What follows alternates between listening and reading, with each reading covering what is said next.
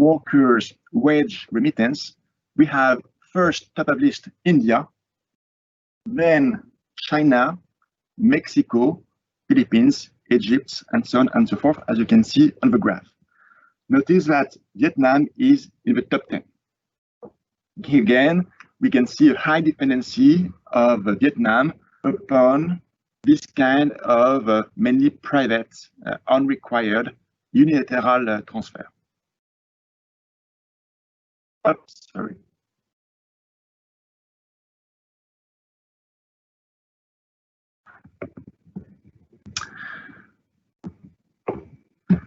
So let's look at Vietnam transfer revenues, and let's hope, cross finger, that it is improving and somehow counterbalancing all the deficit we saw in the previous current account items.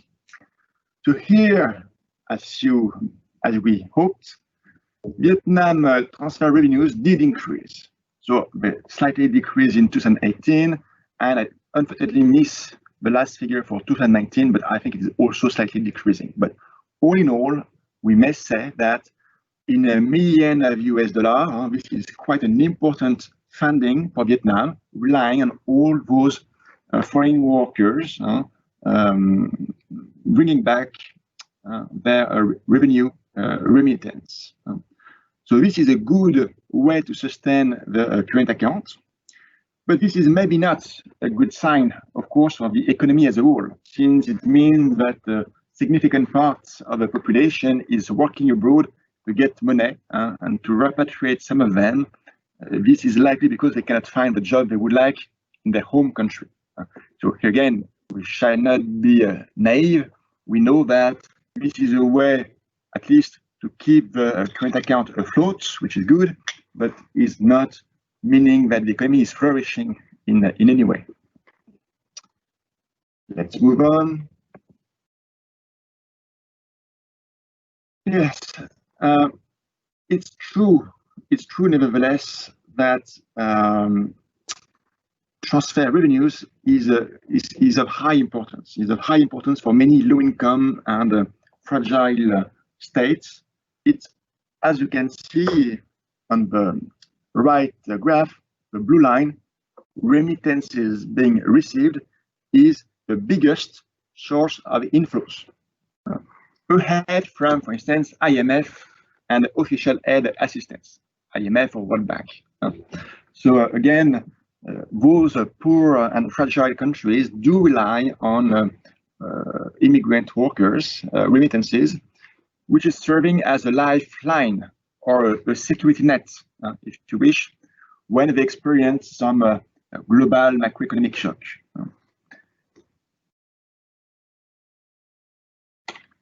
And usually, for instance, we have many evidence looking at the Mexican and US case. You all know that numerous Mexican migrants are working in the US, or used to work in the US at least.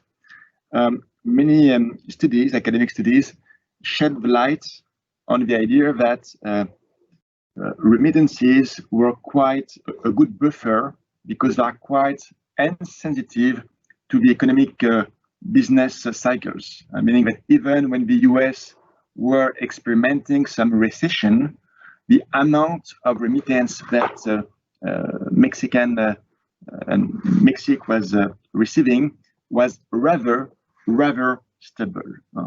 So this is a huge advantage of this kind of private income transfer, is that they are rather counter-cyclical, and they help to keep afloat when the outlook is extremely adverse, extremely bad.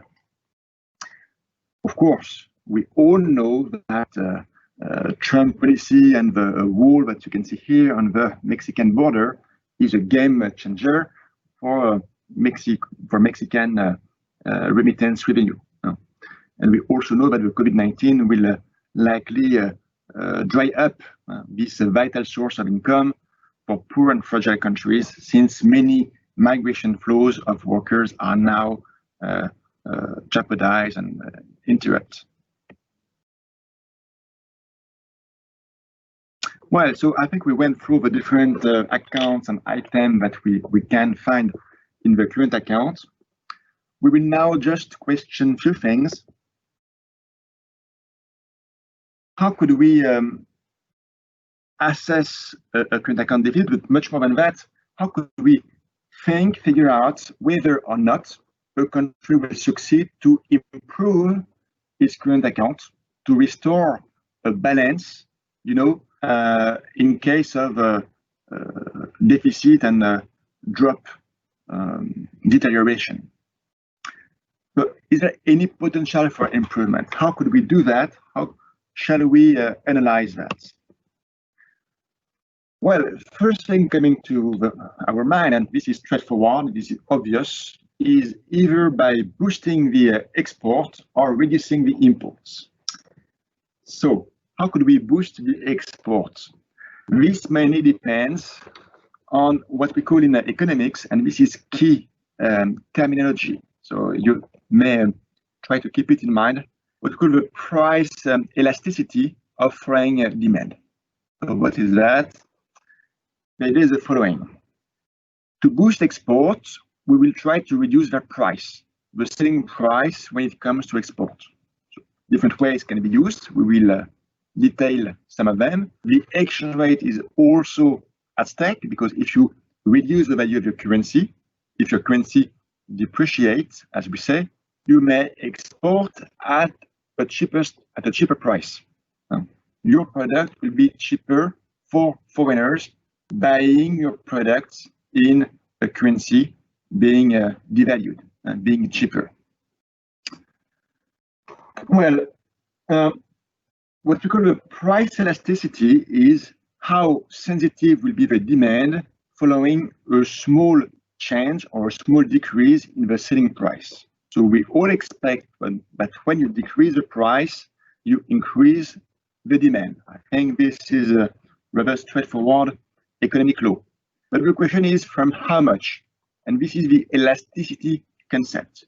If the demand and the foreign demand is highly elastic, as we say, it means that it's enough to slightly reduce the price of export to strongly increase the international demand for your exports. All right, so this is the ideal scenario.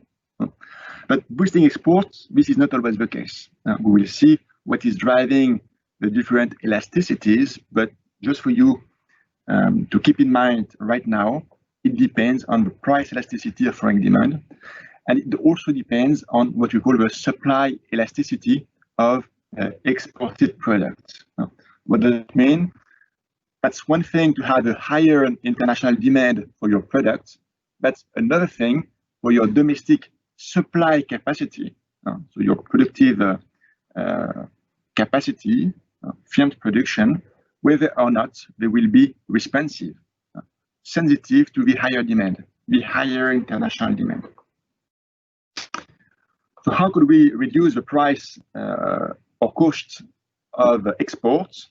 This can be, for instance, a state decision to bring subsidies to a specific loan for exporting, or to bring subsidies to the export.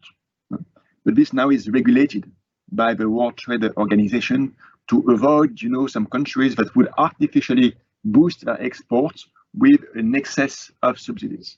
That would be seen as an unfair competition, or even what we call a dumping. It could be not a social dumping, but here is an export dumping, since the prices are kept artificially low thanks to public subsidies.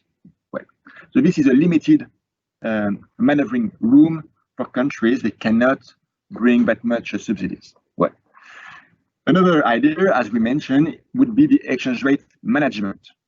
The exchange rate is not always fully floating as we have in Europe or in US.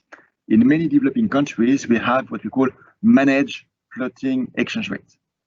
So meaning that the central bank will intervene on the currency market, which is named the Forex, as you know, foreign exchange market, selling and buying domestic and foreign assets in order to influence the relative supply and demand for the domestic currency. And here the idea is to tap the exchange rate to avoid the appreciation. So as soon as it starts to appreciate, the central bank will intervening, as we will see this afternoon, buying foreign assets in order to restore the relative supply and demand between both currencies.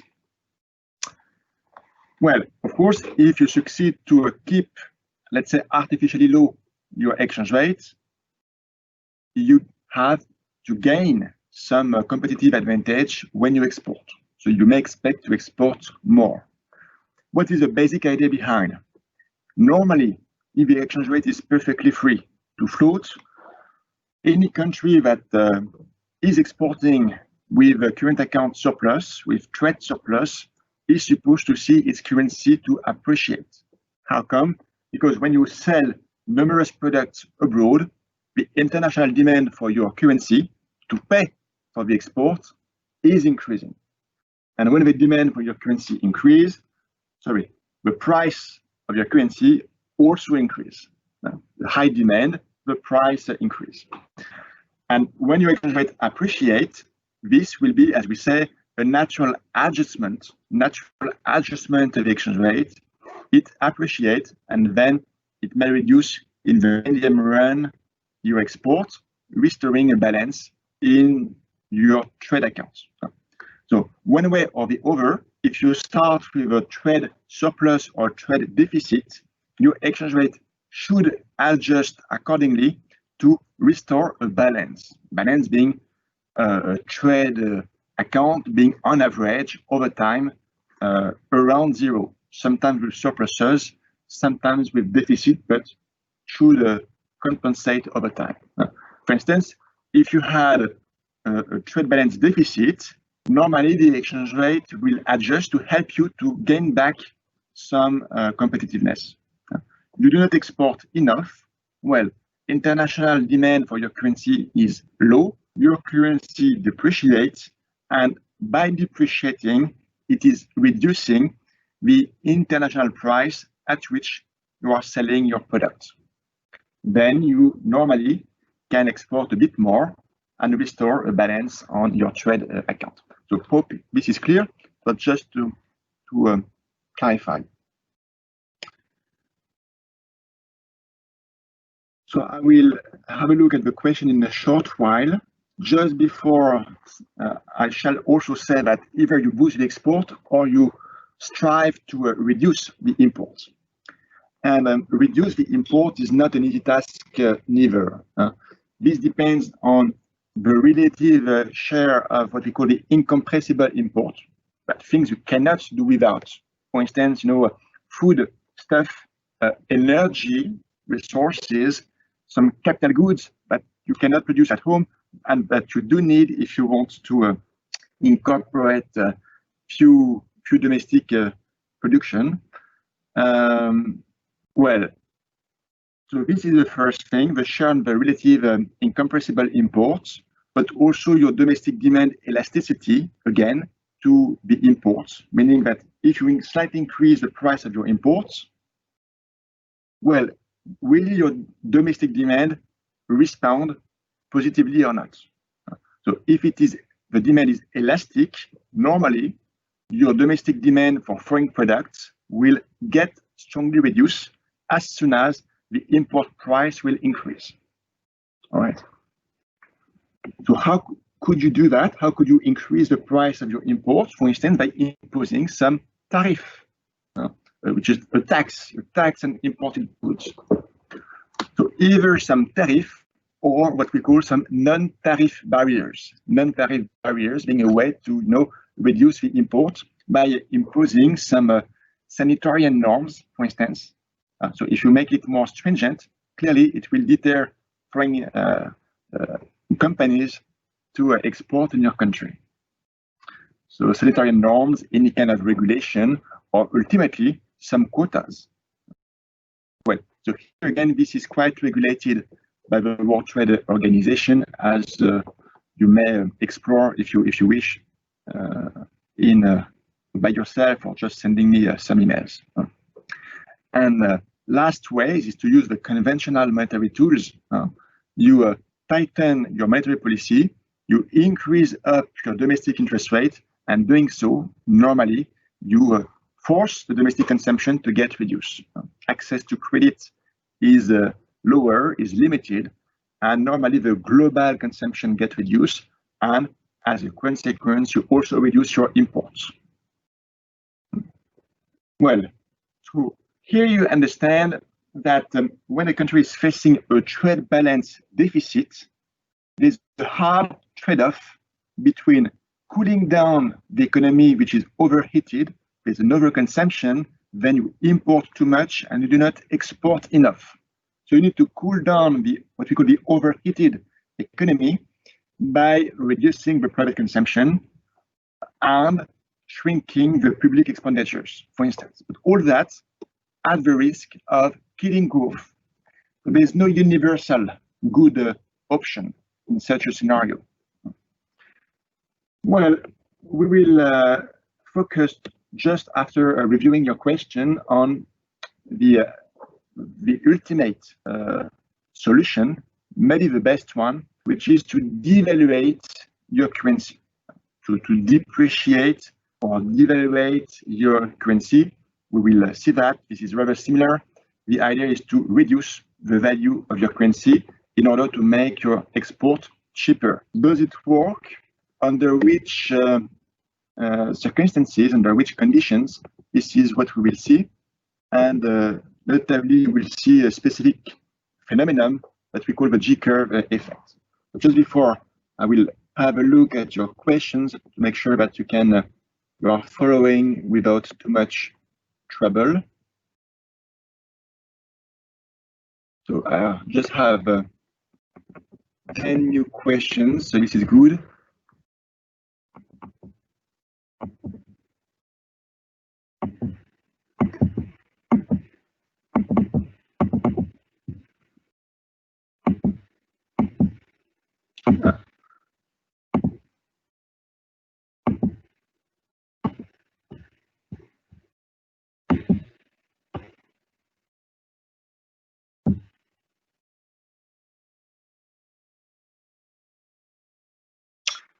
I'm not sure I perfectly understand why, but I cannot read your questions. Well, okay, I'm sorry for that. I'm struggling to find your questions. Okay, anyway, we will just end this last few slides, and then we will do a small break at 10 a.m. at most. Okay, and during the break, I will try to investigate how come I cannot find your questions. So sorry for that. I will just come back on them if I can after the break. So I'm jumping back. Sorry for the small interruption on the impact, the long-term impact of currency devaluation on the current account. Is that a way to improve the trade balance? What we call the J-curve effect. As you already understood, I think it's not as simple as that. The effect is not linear. As you can see, the effect is not straightforward. Actually, there's a confrontation between a positive effect on one side and negative effect on the other side, for which the timeline that you can see here on the J-curve drawing on the timeline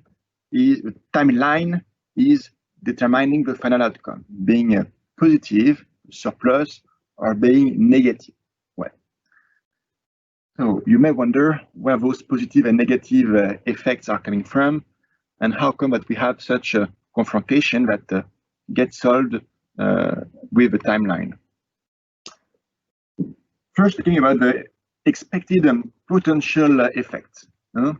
We expect some positive potential effect from a devaluation, and it will take time to materialize. So those positive effects are the so-called volume effects. So what are they? Volume effect on exports. So we expect to export more since we get a lower currency value, allowing to be cheaper when selling abroad. First positive volume effect we expect from the devaluation. Second positive effect we expect from the devaluation is the volume effect on the imports this time. Again, as you understood, you may reduce your dependency to imports since you will have to pay for them at a higher price with a money which is less valued. You all understand? You have, for instance, €1 per dollar. Tomorrow we devalue the euro. That cannot happen. This is just a scenario. And you need, make it easy, 1.8. The new parity is 0.8 euro per dollar. Okay, so the euro is less valued, is losing value compared to dollar. So before we were able to export 1,000 units of dollar for the same amount of euro, the parity was even, €1 per dollar.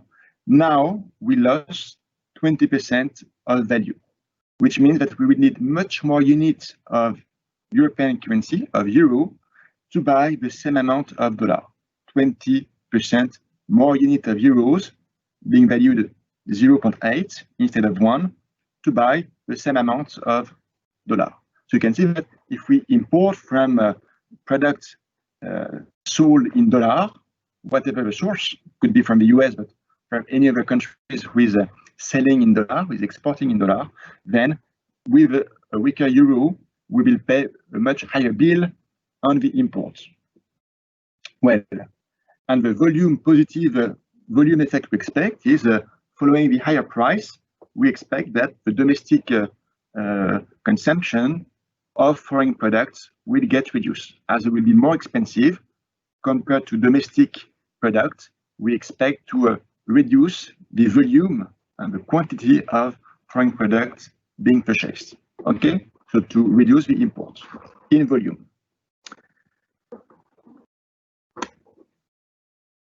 All right, but of course, those two positive volume effects will conflict with the negative effect, which is a value effect, the one we mentioned.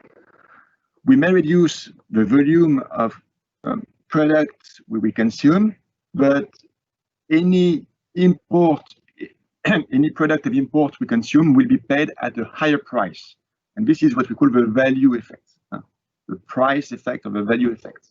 And this one is immediate, it's overnight, meaning that as soon as the country will have devalued its currency, it will have a higher bill on its imports.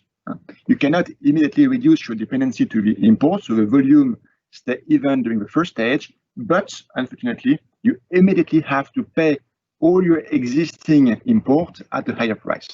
So this is why you can clearly see the shape of what we call the G curve. The G curve is first, it looks like a G normally.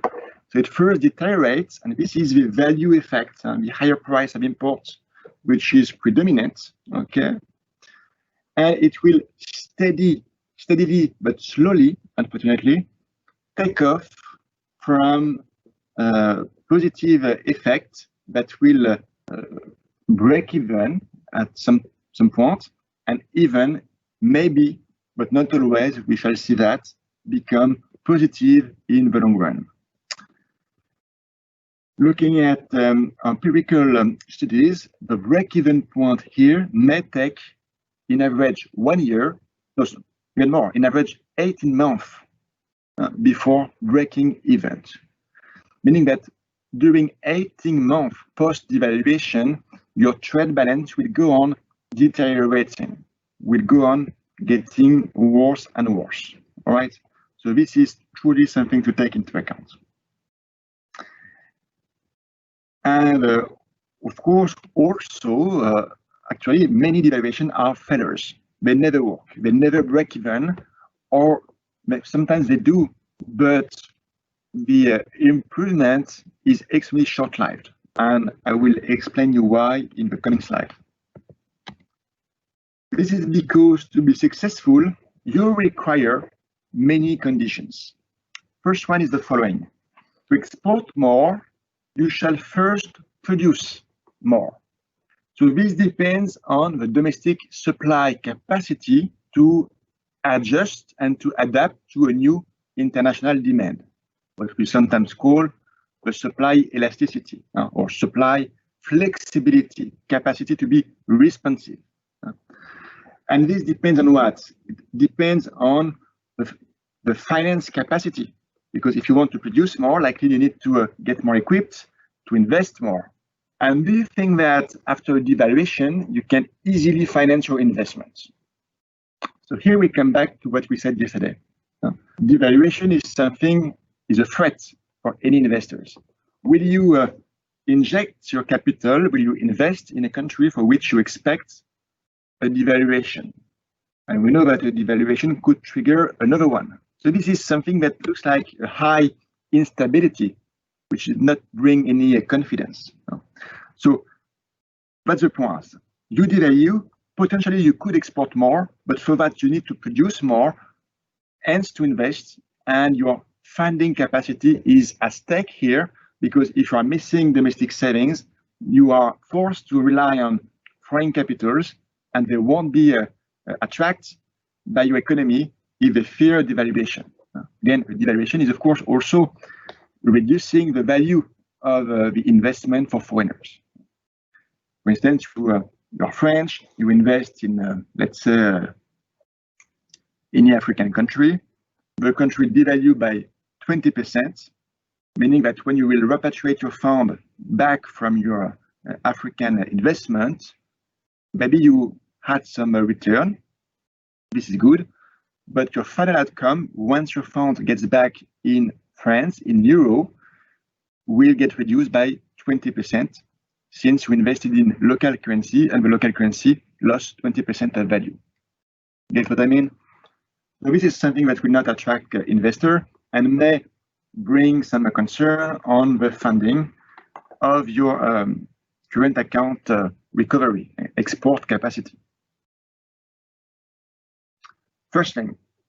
Second thing, it will depend on, as we said, your imported input and output added value you are able to incorporate. If 90% of what you export, so of exported products, is coming from imported input, the devaluation cannot work, because the selling advantage you will have from exporting with a devalued currency will be fully offset by the input extra costs you will have on your imports. So if you incorporate enough domestic added value, this is fine. You may expect to have a net gain from your exports at a lower value currency. If 90% of 100% of what you export is coming from the value of what you import, clearly the import extra cost will more than fully offset your export lower price. Ultimately, it also depends on the labor market flexibility. If you want to produce more, you need to hire some new workers. And you will never get committed to hiring new people if you not strongly trust that not only the currency is cheaper, has been devalued, but it will remain cheaper. And of course, at the first stage of a devaluation, what do? You just wait and see. You will not get committed into a new recruitment if you are not certain that the currency value will stay low. And this is not something which is granted. You may devalue your currency and it does not stay devalued. I don't want here to get into excessive details, but the idea is that, of course, all the economic agents will first be extremely prudent, cautious, and they may not, or they might not get committed into new recruitment. This is again why, before exporting and producing more, it will take extremely long time before getting materialized.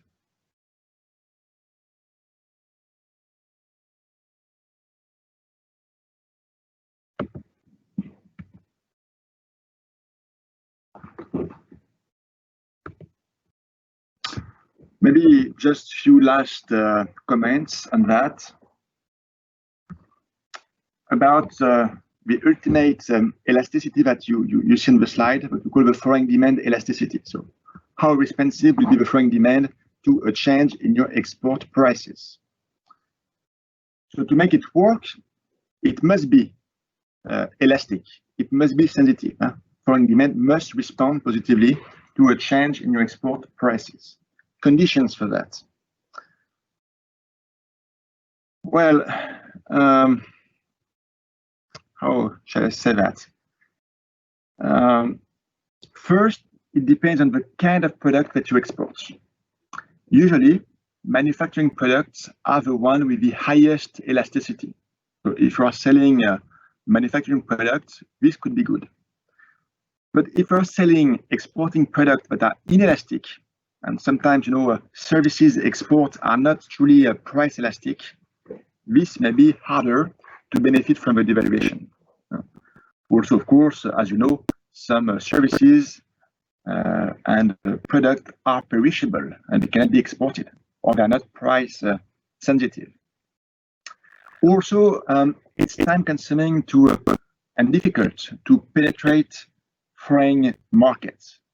To do so, you must first lead some market studies, to customize your products, to lead a tailored marketing, and also to develop all a new foreign supply chain, selling agreements. So here's also a lot of red tape, specific expertise, and it is time consuming.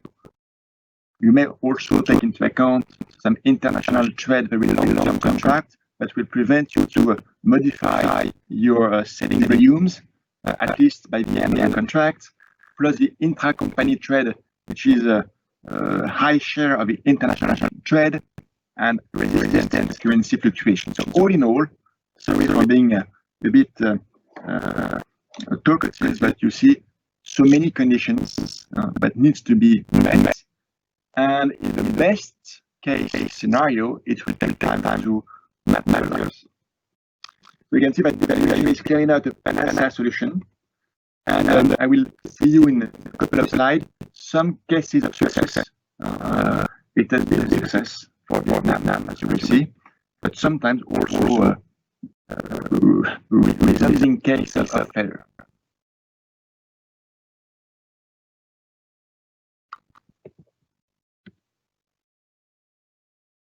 Just because I'm an economist and I like if you share with me some conceptual and theoretical concept.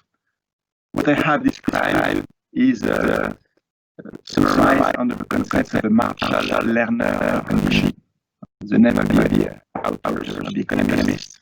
The idea that to offset the adverse value effect imports, so the price increase, the volume of exports to export more and volume of import to import less should dominate. The volume effect should dominate over the adverse value effect on imports.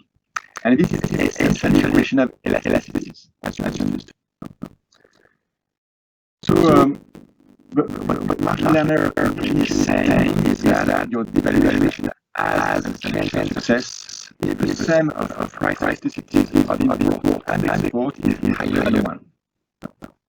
Meaning that the volume effect dominates, you will export more than price effect, and you will reduce your import in volumes more than the extra adverse value effect or price effect.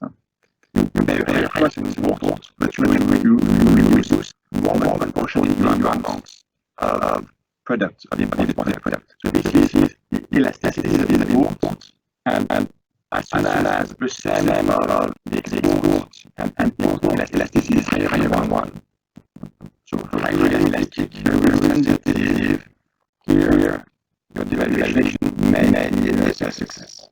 So this was the case for instance in Vietnam. As you can see here, looking at the Vietnam rental accounts, we were in an extremely difficult situation in 2008 with a -10% and sensitivity for a current account. This is by input theoretical concept. What I have described is summarized on the concept of Marshall-Lerner deficit to a surplus of 6%. You can see here in less than 5 years. So this is clear data. This is energy figure like you can see here, but the recovery has been extremely good. And after 3 years of break-even, and in 5 years, they went into a red surplus success. So this also depends on this opportunity they had a large what we call measurement openness, extremely open in international trade, and in fact the valuation was also more in fact at least increase the speed of adjustment. We can compare with another case, the typical teller was the one of Chile. Here you can see the Chilean current account as a percentage of GDP and numerous evaluation that guys in 1999, in 2012, and even a new one that took place last year in 2019. And this has changed of success just because looking at, for instance, the Chilean export, you can see how concentrated it is on what we call mining products, so copper, iron, bauxite, silver, and so on. So when your export base is so concentrated, well, here is not a question anymore on your intrinsic value. It is much more a question of the world demand for those specific products. And the global price is extremely world demand driven. And when you have a huge global shock, as we had with COVID-19, shrinking the demand for this kind of commodities and materials being incorporated in some production process, this is, of course, devaluation is hopeless for this kind of countries. Last concept before break, because I was supposed to break at 10 and it is 10 a.m. But just the last thing that last message I wanted to convey is the following, and an important one. When we discuss about the devaluation, we said this is a reduction in the exchange rate and the currency value. To be more precise, you have 3 different kinds of exchange rate that we consider in economics, and even more when we want to analyze a country. The one we all know, that we can read on the newspaper, is what's called the nominal exchange rate. So again, this one is the market price of the currency, the one being traded on the foreign exchange market. So that's a relative price, bilateral. When we say the euro-dollar or euro-dollar parity is 1.1, this means that you need $1.1 to get 1 euro. It's a relative price, and this is a market price. When you travel around, you convert your euro banknotes into dollar at a parity, which is what we call, in economic terms, the nominal or market exchange rates. Okay? This is good. This is good, but this is not informative when we want to analyze whether or not a country exchange rate is at a fair value, meaning is overvalued or undervalued. And this is crucial because if the exchange rate is overvalued, this may suggest and explain why the country is running some structural current account deficit. And here, devaluation could be a good idea in such a case. Well, so again, we all know about the market or nominal exchange rate, but this one is not informative, is not meaningful for the analysis purpose. So there's another tool, which is not the market price, but you can find on any economic database, the one provided by IMF, by the World Bank, by the Bank of International Settlement, for instance, being the real exchange rate. What is the real exchange rate? This is an indicator that this is an indicator of what the money can buy truly the purchasing power, meaning that when you convert your currency into a foreign one, what is your true purchasing power? So it will adjust the nominal of the market exchange rate to the average price difference between the two countries. As you shall see here, the real exchange rate is the nominal exchange rate E times the relative price difference between the domestic prices and the foreign prices. All right, this is what we call the real exchange rate. Just to give you an example, if the euro-dollar exchange rate is €1 equal $1.5, okay, so the euro is stronger. But if the average prices for the same basket of goods between the US and the euro are, let's say, €2.5 in Europe and $3.7 in US, then so the price difference between both lead to a real exchange rate actually equal to 1, even. So the nominal exchange rate is €1 for $1.5. You have a difference of 50%, but the average price difference for the same goods and services that you can consume on spots on different countries is offsetting actually the nominal exchange rates. So this is used to assess the competitiveness of a country. This is quite intuitive. Not only we look at the market price of a currency, but also, the relative price difference between the domestic products and the foreign products. And last but not least, there's something which is even better to analyze whether the exchange rate is overvalued or undervalued. What is the main weakness of the real exchange rates? It gives you an insight about the real purchasing power of your currency. So this is good, but you still have a bilateral price between your currency and the foreign one that you want to compare. The step to have a view which is much more meaningful is to look at the real effective exchange rate, REER. Well, that's an indicator that compares a nation currency value against a weighted average of basket of other currencies.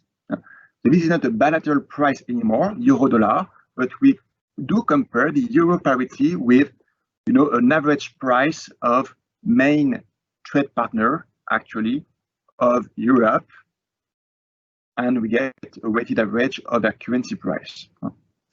So countries with the largest trading relationship would typically have the largest weighting in this comparative index.